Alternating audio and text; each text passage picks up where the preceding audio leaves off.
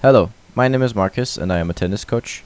I've made this video to give my takes on how I think players should be serving and returning strategically and tactically in order to win more and develop a much stronger game. Whether you are a newer player, an intermediate player, or an advanced player, I am sure that you will get something out of the conclusions that lie within this video, and likewise develop a bunch of new perspectives on serve and return. This video is not meant to dictate how you should serve and return, or how you should develop your serve and return, but more so to give my opinion on the topic and spark some ideas for my students and others within the tennis community.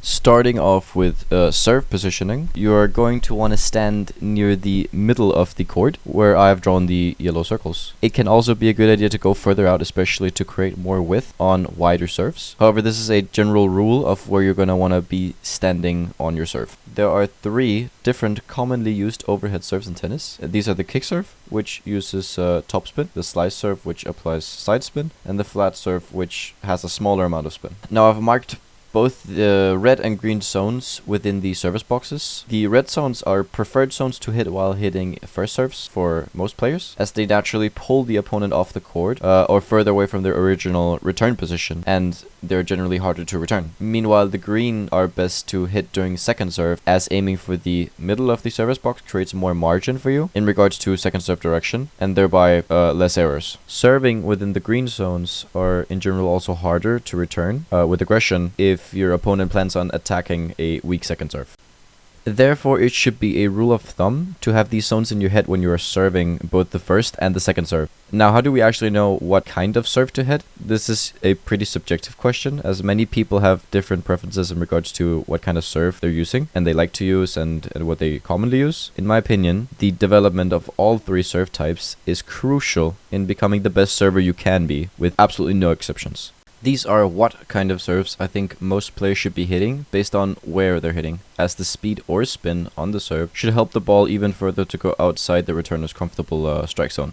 So I've basically marked it like this so that you can see on the redmost left box on the deuce side wide serve, you should apply side spin basically with a slice serve, or you should hit with a lot of speed with the flat serve. Basically to try and emphasize which serves are good when serving in a certain direction and which serves you shouldn't serve when serving in a certain direction. Now if we look at Carlos and Novak right here, Carlos is on his first serve going to try and hit the ball away from Novak's strike zones, which are right here.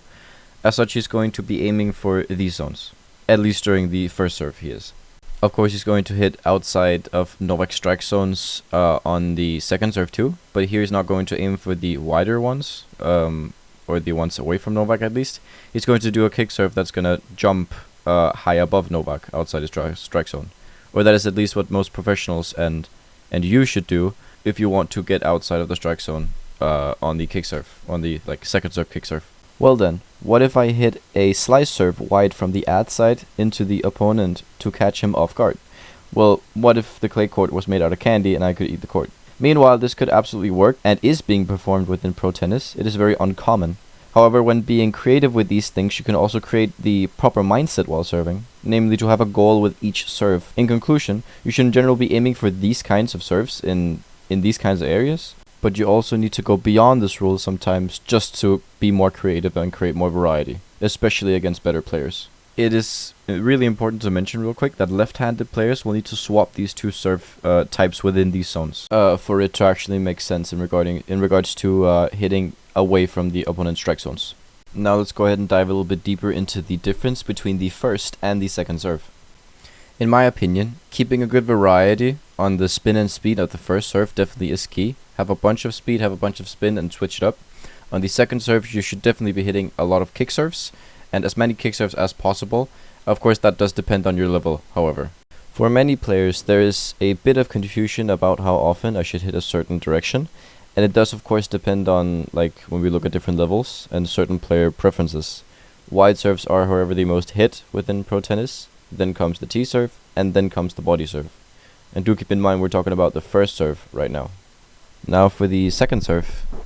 Previously in the video I've talked about how I think you should be hitting towards the body during the second serve.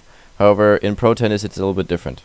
Within pro tennis, the most amount of shots hit on the second serve are towards the backhand side. So mostly because a lot of people are right-handed on tour, it is the wide side on the ad side and the T on the deuce side. Tennis Court Map actually have a really good article on this, where they explore how often the second serve goes wide, tee or body. They conclude that the most amount of serves hit go towards the backhand side of the right-handed players, so tee from the deuce side and wide from the ad side. However, they also explored where players won the most points, which actually was wide on both sides. Article shows that even though 53% of serves went to the tee on the deuce side, wide actually had a 63% win rate. Likewise, on the ad side, most of the second serves were hit wide, and the highest win rate likewise was wide. So if you're playing against a really developed player who is very complete, then hitting to the backhand side might actually be a bad idea. So like if you're playing pro tennis, or if you feel like your second serve is getting much better and you're able to place it, hitting to the backhand might not always be the best idea. Instead, it might actually be more valuable and better for your game to hit your second serves wide and just not care if it's going into the forehand or the backhand side. Now, is this surprising? Are these results actually surprising to us? In my opinion, not really. When you develop your backhand to a very high level, the backhand almost becomes as good, if not better, than the forehand at returning very, very powerful shots like the serve, because it's easier to push things back with the two-hander much more than it is a one-hand on the forehand, and of course also a one-handed backhand. But those don't really exist in pro tennis anymore, like in general. So I think that the two-handed backhand is definitely better for returning serve most of the time in many situations compared to the forehand side. So I'm actually not too surprised at the statistic. But I definitely think you can develop your own conclusions out of it, and we can definitely learn a bunch from the statistic. I think it's a really good article and really good stats to think about. For more recreational players and for newer players, it is, however, definitely a pretty common strategy to hit to the backhand, and I definitely do encourage it. Maybe not on the second serve, but I do encourage hitting to the backhand, but that's mostly because the forehand is easier to learn, and most players have a better forehand than backhand. But as you begin to meet more complete players, then this kind of falls apart a little bit. Tennis Analytics also has a really good article about this. They explore the overall win rate for the 3 different directions you can hit on the second serve. Likewise, they also conclude that the wide serve yields a higher win rate on both the deuce and the ad side for men. However, for women, it's actually the wide side from the deuce side and tee side from the ad side that yields the highest win rate. So the women actually win more by hitting to the forehand side rather than the backhand side. Now, why is this exactly? Well, I think it's caused by several factors. The first one is the very large forehand swing compared to the compact backhand swing, especially for the women players. There's also the intuitive aggression that comes with getting a forehand, and therefore more errors. And lastly, I also think it is the element of surprise. A lot of people will expect a second serve to go towards their backhand, so they will hold the backhand grip or stand ready for the backhand, and then when they do get a forehand, they might be caught off guard. All in all, in my opinion, you should, on your first serve, be serving wide the most, then tee, and then body. On your second serve, I think it depends. For newer players, I think it is imminent that you focus on security. So if you're a newer, intermediate player, serve to the body the most, then wide, and then tee. For more experienced players, the second serve should both be denying the opponent opportunities for aggression, but also simultaneously create security as to not double fault, meaning that a very consistent kick serve is required, together with more angled serves in general. Meaning you should hit wide, then tee, then body, just like on the first serve. However, it is important to mention that the body still should be a much more frequent target on the second serve compared to the first serve, even if you are really good at second serving. Of course, this is not to disregard any other strategies or tactics that you might be able to use on your serve. Of course, you also have to think about, number 1, what you're good at, and number 2, what isn't the opponent good at. For example, if the opponent has a weak backhand, of course you should be serving to the backhand if you want to win. These different serve frequencies that I've laid out for you in regards to direction is not a rule you should follow. These are just guidelines. And these guidelines should especially be taken into consideration when you are practicing your serve. And now it's time to talk about the return. For the return, I've marked 3 different zones, 2 green ones and 1 yellow. These 3 zones should each cover 1/3 of the width of the court each. The yellow center one is in general the zone where we want to be returning first serves, or in general strong serves, into. Meanwhile, the green zones are where we want to return second or weaker serves into. Returning the first serve into the middle of the court gives us a bunch of margin and aims to reset the point, neutralize it, denying the server his upper hand that their first serve should give them. Aiming for the green zones, we have a more offensive intent. Hitting the two corners of the court on the second serve puts the opponent on the run from the start and denies them any comfort when serving a serve where they're probably just not trying to double fault. Depending on where the server is standing, it is imminent to bisect the opponent's two best serve directions. Now what does this mean? Basically, it is identifying the opponent's two most angled possible serves and then standing between them. This overall strategy is really simple, effective and straightforward. Build your return strategy on this foundation, and when the foundation is set, we can start to go into detail regarding return direction. For this, we no longer use 3 zones, but we use 4. Dividing the court, or for the most part the deepest part of the court, into 4 different zones, we are able to more precisely pinpoint where the return should go on both the first and the second serve. Tennis Courts Map has, again, a really good article on this, where they count out the percentages of serves returned to each zone, and likewise did they count the win rate when returning in a certain zone. Most serves are of course hit back down the middle into the area we marked, and also into the backhand side of the opponent, as hitting to the backhand side denies the server his ability to use the easiest stroke to attack with after his first serve, namely the forehand. It's common sense that no pro is gonna go for zone A or zone D when returning strong serves, meaning that zone A and zone D are being aimed at during the return of weaker serves, more specifically the second serve. But why does zone A have a 62% win rate? Well, my guess is that inside in and inside out forehands are being hit a lot more from the ad side. Meanwhile, it's very hard to hit long line from the deuce side compared to cross. Of course, it also depends on where you're standing during the return. If you hit a forehand return from the ad side, you have of course been dragged towards the middle to hit that forehand, if you are right-handed. And likewise, if you're right-handed, you have been dragged out the court to hit that forehand return, if you're returning from the deuce side. I think that this is really important, because the further out we go, the harder the long line shot will be, and the further inside towards the middle of the court we are, well then the easier the long line shot will be. Just for fun and for a little bit of research, I found a video showcasing 50 Djokovic return winners. Novak is obviously among the best, if not the best returner of all time, so who better to observe return winners from than him? What I've done is watch the video and count which zones are hit the most to figure out if it aligns with the win rate and frequency of returns hit to each zone. And the results are 37 times on A, 0 on B, 1 on C, and 12 on D. So Djoko definitely follows these principles with the 4 different zones. This is gold, as he is the best returner of all time, arguably, and also the GOAT. Whether it is because of the ability to hit cross-court better than long line on the deuce side, forehand, the positioning when hitting forehands from the ad side compared to the deuce side, or even something like serve tendencies within the ATP 1000. Whatever it is absolutely something one should think about when improving return of serve. Now, is the video and the results of it even empirical? Not really. Maybe the creator of the video simply likes Djoko's A-zone targeted winners for whatever reason, or maybe Djoko personally is more comfortable hitting to the A-zone. Whatever it is, the overwhelming amount of A-zone winners is something to consider, and it is interesting how Djoko will go after more A-zone winners despite only 9% of returns landing in the zone for professional tennis. So with that out of the way, we can in the end ask ourselves, what is going on? What can we learn? Contrary to popular opinion, pro tendencies, and personal preference, there is something about serving or returning offensively to the forehand side that does yield good results. Likewise, there is something about serving or returning defensively into the backhand that likewise yields good results. Keep in mind, I'm talking about playing against very developed players in regards to this, as newer and intermediate players nearly always will have a certain ground stroke that lacks, and usually so much so that it becomes a good idea to serve and return into said ground stroke. Now we will be talking about some serve strategies that I recommend you develop. It is very important that even though we all like when Isner and Kyrgios bangs aces all the time, acing shouldn't be the goal when serving. The serve isn't something one should win through alone, even though it might look like it during a lot of matches, where we might see a bunch of aces and serves that are unreturned.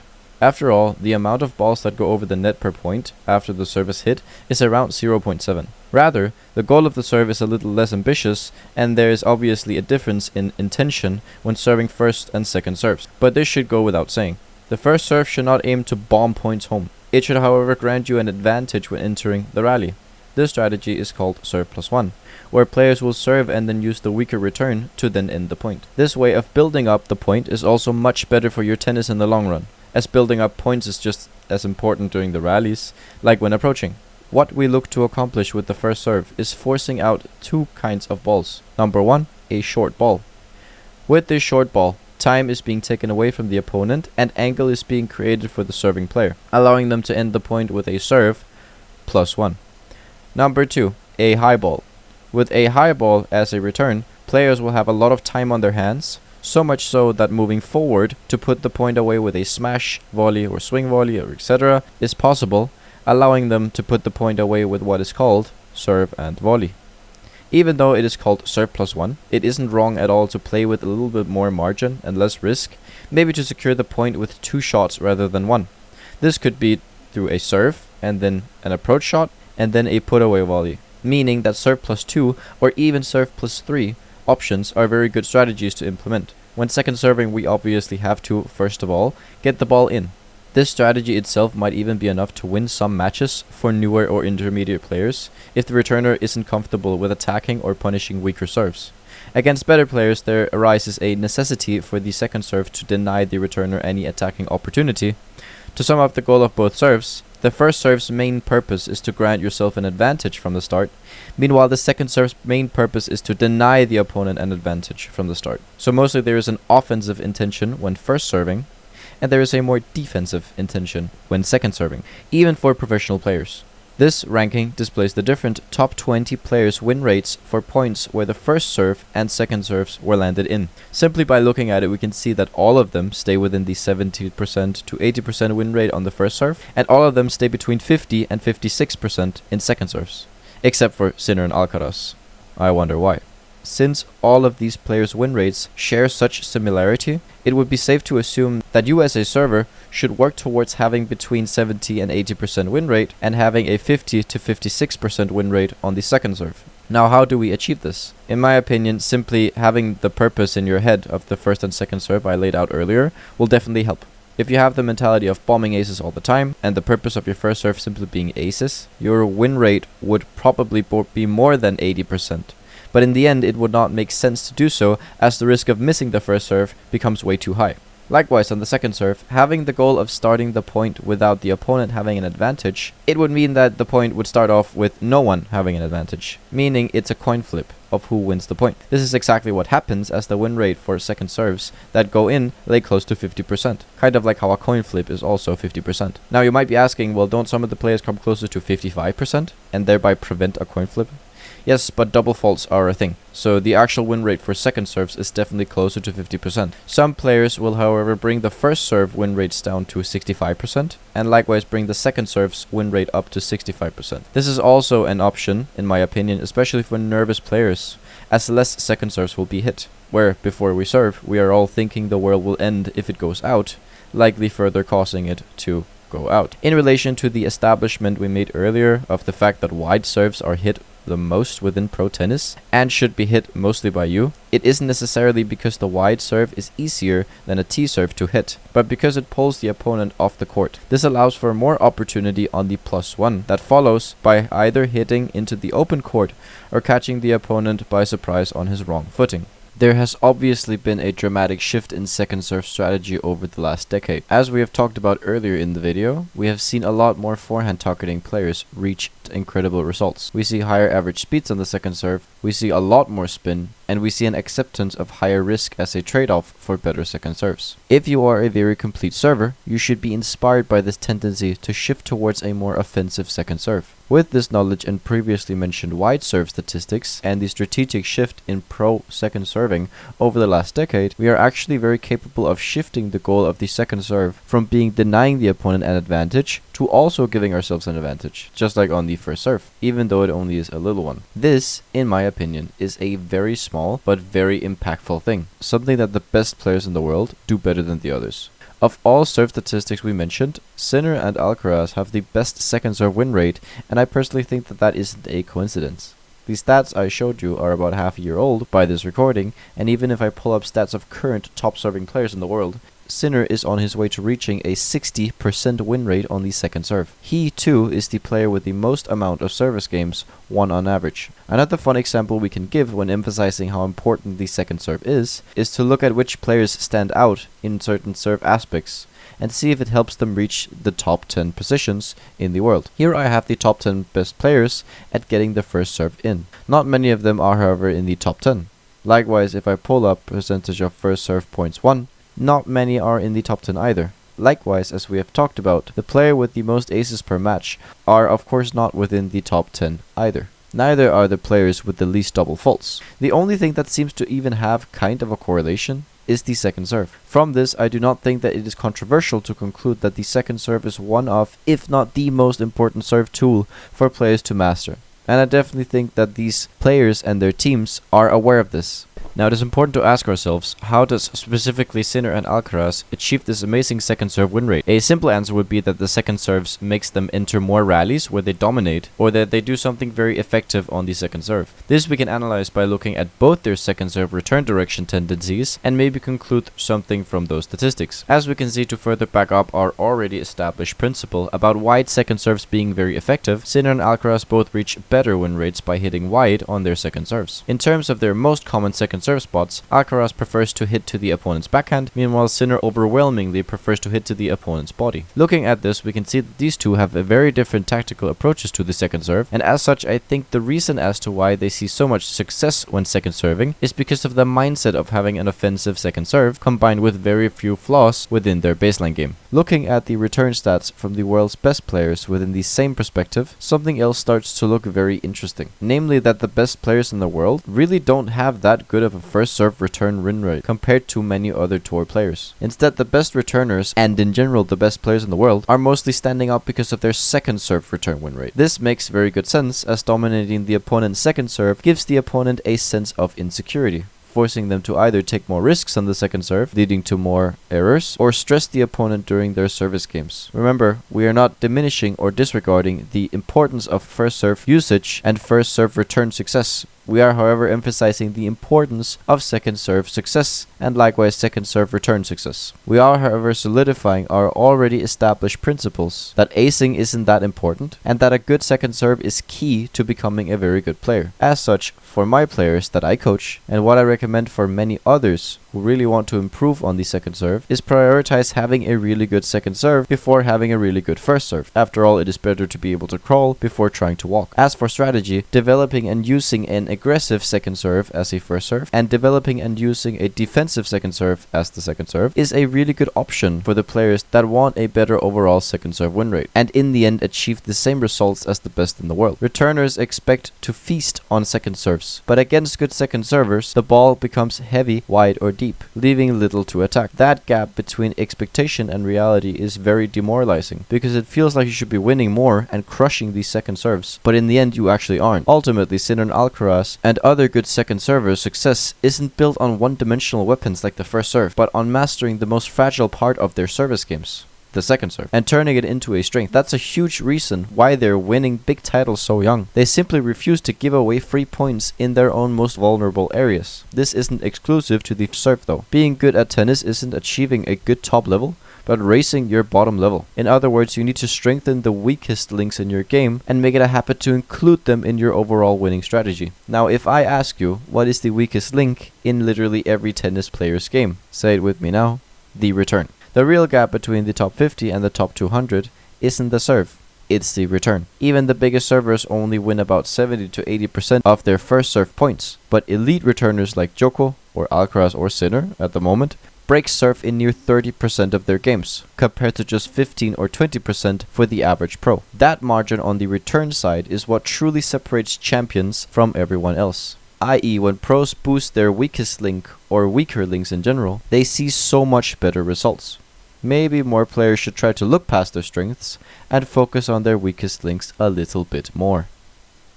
With the conclusion that the return is one of, if not the most game-changing skill to build, it is time to talk about some return strategies that you need to develop in your game.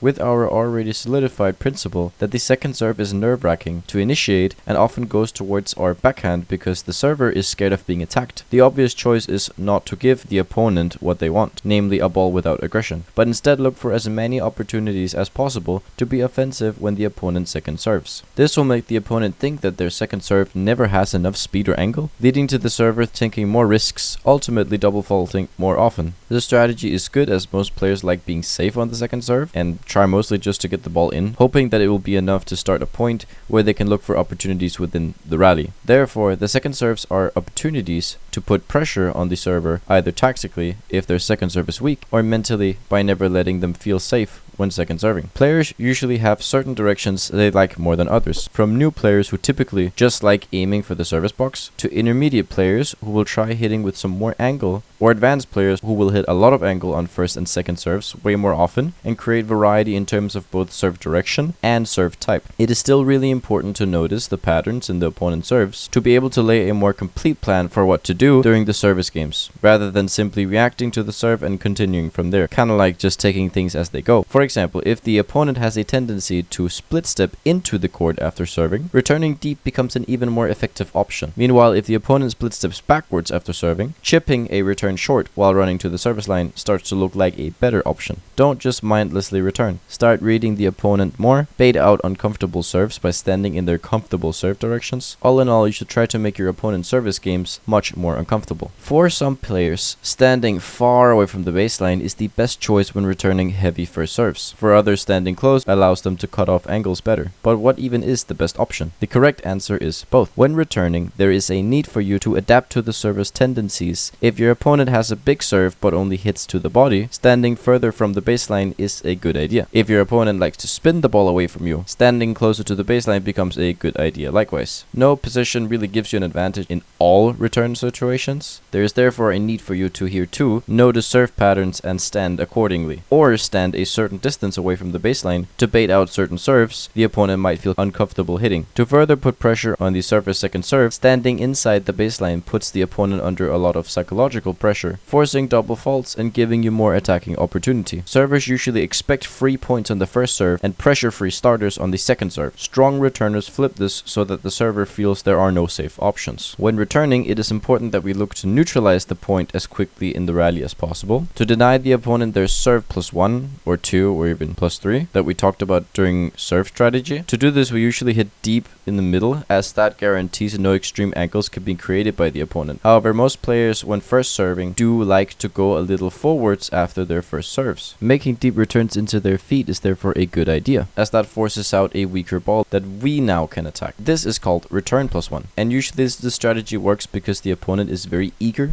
to make their serve +1 and so will be caught off guard with very good returns. When making this return +1, we want to use the previously mentioned areas as targets for the initial return and for the following +1 or +2 shots. During returning, reaction time is a very big factor in a good return, but again, returning mindlessly is in my opinion very ineffective. Therefore, it is really important to learn how to read your opponent during the serve. Most players don't simply wait for the server to serve before reacting. They read the serve from the server's toss, body orientation, grip, stance, pass tendencies, and more. Some elements to highlight this could be when the toss is lower, the serve will likely be a slice or a flat serve. When the toss is higher, it will usually be a kick serve. If the server is leaning towards the target, the serve will likely be aggressive and flat. If the server is leaning backwards, the serve will likely be spun. As such, it is important that you read your opponent's serve when returning, and likewise hide your intentions when you are serving. This tip is, however, mostly for very advanced players. So this video is long enough, we have to round it off now. Oh boy, now let us continue to the final summary of what we concluded. All in all, we have gone through a lot of serve and return statistics, tactics, and strategies that I think you should focus on and think about when playing and or when developing serve and return. All these statistic claims I have made are to be linked as sources in the description of the video. We have gone over how you should serve and return as a beginner, just as we've gone over some of the small but important details you should take note of as an advanced player. I hope you've enjoyed this video, even though I will admit it has been a bit heavy to take all this in. Please leave any kind of feedback, as this is my first video, and I would love nothing more than to improve on sharing my thoughts and guide you to the right path to become better players to the best of my abilities.